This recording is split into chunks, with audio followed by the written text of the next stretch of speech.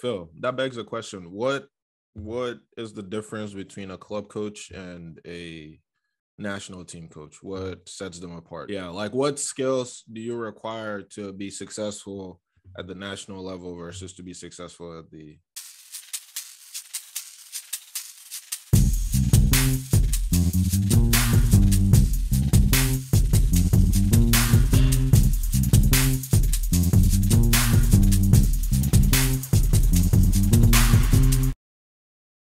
From the outside world, all I can say is it seems like you have to be able to balance the similar aspects with either balance egos, balance play time, but also you have less time to instill a system and structure in place. Team. You mean national team? I was going to say the national team. Yeah, the national team. You have less time to instill a system and structure while also trying to build rapport. Because just because they grew up together, just because they play together for a long time doesn't mean they have rapport or chemistry built up on the field as well. So it's more of, I think, the it's more managing than coaching. I don't know if you guys agree with that. For the national team? Yeah, more management than coaching, I think, because it's they have a lot of coaching going on in their individual locations. And I know, of course, it's not carrying over unless you're, a few players with places similar systems at international and club. But overall, I think it's a lot of management because you got to manage a lot of egos, manage morale, manage play time, and then all that you still got to win. So I mean, it's crazy. And you think Koeman is not very good at the? Well, think about this. Last year with Messi was saving Barca a lot. Mm-hmm. So it wasn't just last year. Well, under Koeman, yeah. Let me say under Koeman, Messi was saving Barca a lot, and then he opts for a bunch of Dutch players. Now, I have no qualms with that, but when it doesn't work, you know what's going to happen, right? It's not the same as just opting for a certain player here or there that you like. Now it's you seem biased. And you also seem like you. Who would you have suggested that he go for then? I think we need to really. I've been saying this for years. The same thing I said for Milan a while back is stop looking so much towards the front and look towards the back. The fact that we have not had adequate defenders in years is very upsetting.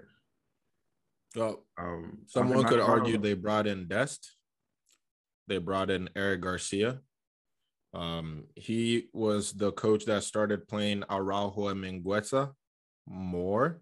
He did bring people in for the back line. It's not like he didn't try to do anything. But all those people you picked, okay, Eric Garcia, I'm not a fan of personally. I haven't met a Barcelona fan who is a fan of his right now, if I'm honest. And not right now, even when they're pursuing him from City, at City, I didn't see anything that was like, why are we pushing this issue so much? I didn't get it. We know that. And he's kind of, and like I'm saying, he doesn't have any talent or anything, but they were like chasing him like he was the solution. I really was confused. He was Fabio Cannavaro, yeah. Yo, honestly, it's crazy. And then Araujo, I feel can be a good defender. I do feel that. He gets a little shaky here and there. Mingueza, I'm hot and cold with him. Dest, solid going forward, not the best defender for me. Who else did you do? So is Garcia. He used to be young. To be fair, they're all quite young. So yeah, so I mean, between the rotation, formation change, and their youth, and then also not having, I think, stability in terms of identity playing wise. And I to be fair, maybe I'm not seeing the best. I think maybe another coach can get better out of them. So we'll see. I'm not trying to condemn them. If I could come in real quick, Phil, I want to respond to your comment on Koeman. He did have success in other clubs. It wasn't just Southampton or Everton. He's coached at Ajax, Feyenoord. I'm not sure about PSV, Benfica, Everton, Southampton. He's coached at quite a few places. Hasn't always had success, but he has had success. Eddie Garcia, I have a joke. Go for it. If is this maybe if you coach in your country and you do super well, and you leave and you don't do super well, does that just make you Ole? But he had incredible success with Southampton to begin. That's how he got the Everton. I'm just teasing. I'm teasing. Yeah. I did actually like that. Eric Garcia was a youth player for Barcelona, so that's part of the reason. You know, the obsession with bringing home one of your own. We all know that. But yeah, a lot of people were like, why? I mean, we see he was supposed to be free. He was end of the contract. This another thing I'd like to point out. I know we stayed on this topic for a bit. I remember when Koeman first came in, a lot of the fans had turned against Suarez, right? Mm-hmm. And when he came in and he started making all these drastic changes, everybody was on his, oh, yeah, that's good. This is what we need, because compared to the last board, compared to the last coach, he seemed bolder. He seemed braver, right? So it was like a fresh perspective, a fresh something. Now, what are people saying? Oh, he's an idiot for selling Suarez. Look what he did. He's an idiot for letting this person go. He's an idiot for letting that person go.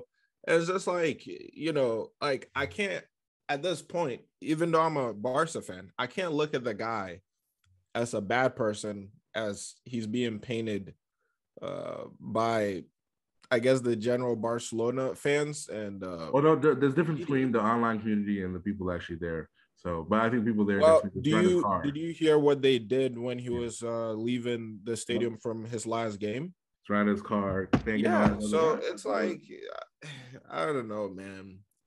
I feel for the dude. You can't really make anyone happy. Like, I think they made the right decision getting rid of him based on the results, of course, absolutely. But the way the fan base turned against this man is just. He's an easy scapegoat, and also they're still mad. Think about that. Messi's gone. We're not going to be a powerhouse. Yeah, it's going back. He was being honest, though. He was being honest. Sometimes we don't like to hear some things, but it's true.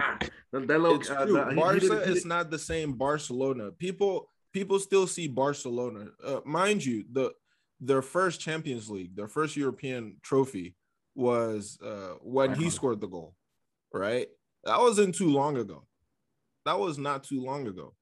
And of late, the best Barcelona team was was that MSN 2015. 8 years, yeah. You had 2015, they had the 28 to the 2013, 2012 kind of group. And people are still stuck on that. It's like we don't have those players anymore. That's not the same team. We've got to move on. People are still stuck on. Everybody is talking to us. Oh, we got to go back to that Barca. We got to go back to that Barca. So now when a new coach comes in, new players come in, there's this pressure to be that Barca. It's like, what about the Barca of now? What do we have to offer now? Honestly, at the end of the day, and I said this before, I really just think that everyone's pissed and sad that Tito Villanova passed away. But when they saw him as the heir apparent. Hey, y'all, thanks for watching and listening to the ToroFoot Podcast. If you enjoyed it, why don't you check out some of the other videos, hit the subscribe button, hit the like button, and even go look at the ToroFoot website at ToroFoot.com. Thank you very much.